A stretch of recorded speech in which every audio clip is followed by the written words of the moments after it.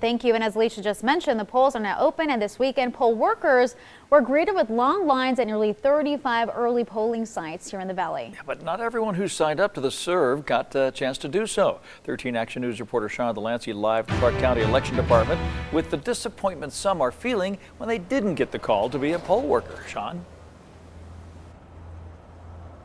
Kalina, Dave, Clark County needed 1,600 workers for early voting, 3,500 for Election Day. But with so many people out of work, hundreds more were hoping that this would be their chance to get a little bit of income to tide them over.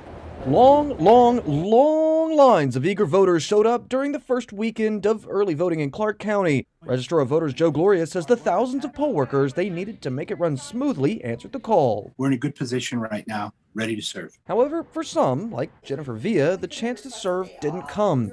Villa is one of thousands of strip workers left without a job because of the coronavirus slowdown. I'm not working right now. I could definitely use the money, and why not? I'd love to get involved in anything that I can. Villa says she is passionate about the election running well, bilingual, available, and at low risk if exposed to the coronavirus, unlike many elderly poll workers.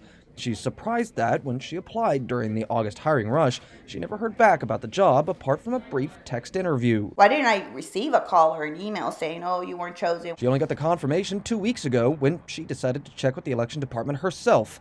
A disappointment to say the least, and she wasn't alone. Several people reached out to KTNV's investigative team with similar concerns. We had to focus on getting those who would be working staff. Gloria says the season has been incredibly busy between training poll workers and preparing for the first day of early voting. He says that the lapse wasn't personal and hopes it didn't sour any applicants from participating in the future. We have to focus our resources on making sure that we get the job done. Again, I apologize for those that didn't get a return phone call. We did the best we could.